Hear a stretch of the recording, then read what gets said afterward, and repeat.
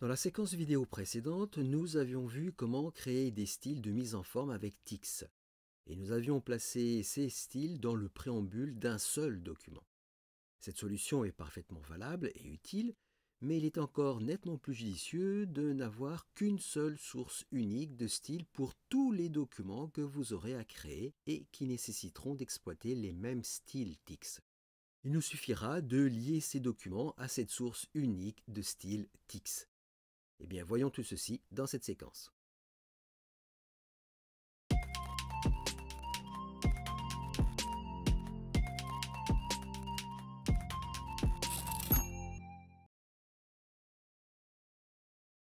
Dans un premier temps, nous allons créer le fichier des styles Tix.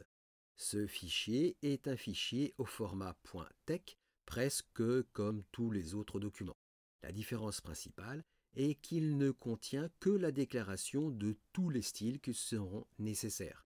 Dans ce document, comme vous pouvez le voir, il n'y a pas de préambule, il n'y a pas de structure de document. Dans ce document, nous n'avons que les styles utiles qui sont déclarés avec une seule commande tix7. Nous avons 6 styles, parmi lesquels nous avons la redéfinition du style prédéfini de Tix Help Line. Et nous avons des styles qui sont nommés les uns sous les autres, chacun de ces styles étant séparé par une virgule. Ce fichier .tex des styles est nommé messtylestix.tex et il est enregistré dans un dossier que j'ai nommé source. Ce dossier source est placé dans le même dossier que les documents LaTeX qui l'utiliseront. Nous avons ici deux fichiers, 33-a.tex et 33-b.tex. Bien sûr, vous devrez adopter la structure des dossiers que vous voulez. Vous utiliserez l'arborescence qui sera la plus adaptée à votre travail. La seule chose importante à connaître est le chemin d'accès à ce dossier source et au document messtylestix.tex par rapport à tous les documents qui devront utiliser ce fichier. Abordons maintenant les fichiers LaTeX. Nous avons pour cet exemple deux fichiers LaTeX qui comportent des graphiques Tix avec diverses figures. Pour le premier document 33A, nous avons ici deux figures avec pour la première un polygone et un rectangle et pour la deuxième un cercle et deux segments. Pour le deuxième fichier, le 33B, nous avons à nouveau deux figures avec un cercle, un rectangle et pour le deuxième, deux segments et un carré. Et que ce soit pour celui-ci ou pour le précédent, nous avons systématiquement un système de grille. Maintenant, il faut lier ces deux fichiers au fichier source qui contient les styles que nous souhaitons exploiter dans ces deux documents LaTeX.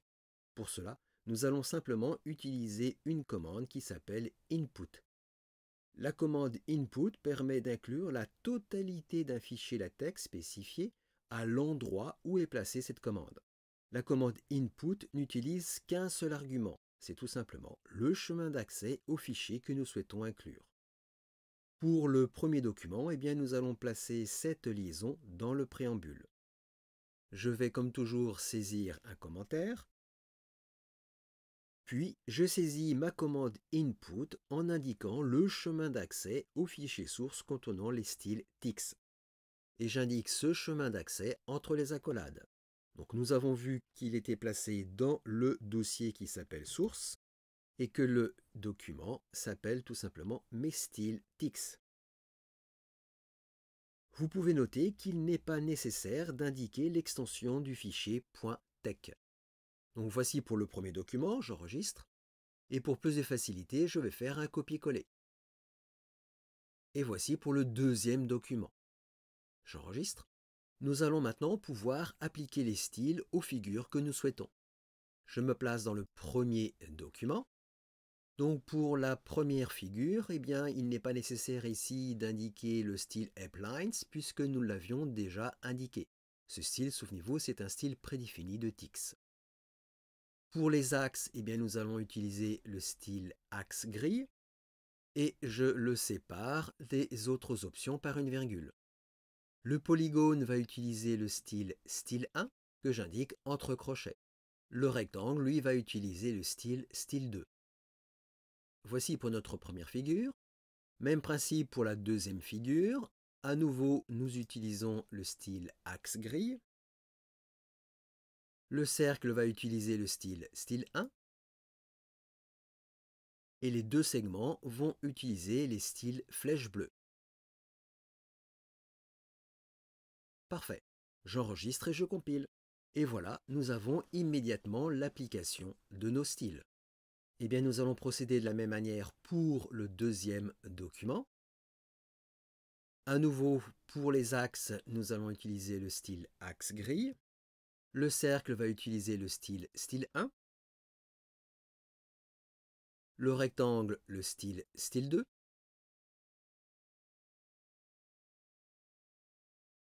Et les deux segments vont utiliser le style flèche bleue.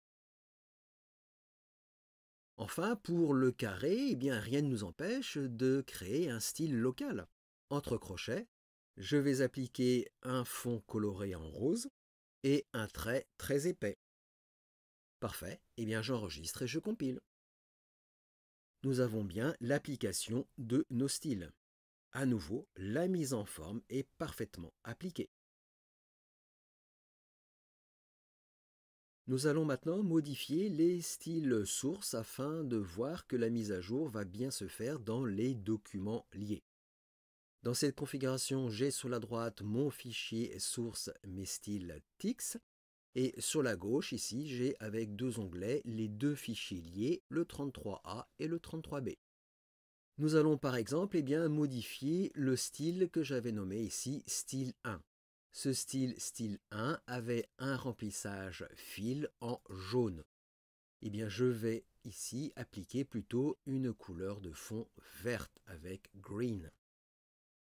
J'enregistre. Je viens maintenant dans mon premier document lié, le 33A, et je compile. Et voilà, nous avons immédiatement la mise à jour. Je vais faire de même dans le deuxième document, le 33B, je compile. Et voilà, le cercle apparaît bien en vert. Vous voyez bien qu'en modifiant un des styles dans le document des styles sources, tous les documents et tous les graphiques qui utilisent ce style sont mis à jour après compilation. C'est exactement ce que nous souhaitions. Avec la séquence vidéo précédente, vous savez exploiter les styles de mise en forme pour les graphiques de TIX. Nous avions vu comment les créer, les appliquer et faire des mises à jour des styles. Dans cette séquence, nous avons externalisé les styles dans un fichier source, de sorte à pouvoir faire bénéficier ces styles à tous vos documents LaTeX souhaités. C'est certainement une des solutions les plus efficaces pour centraliser les styles.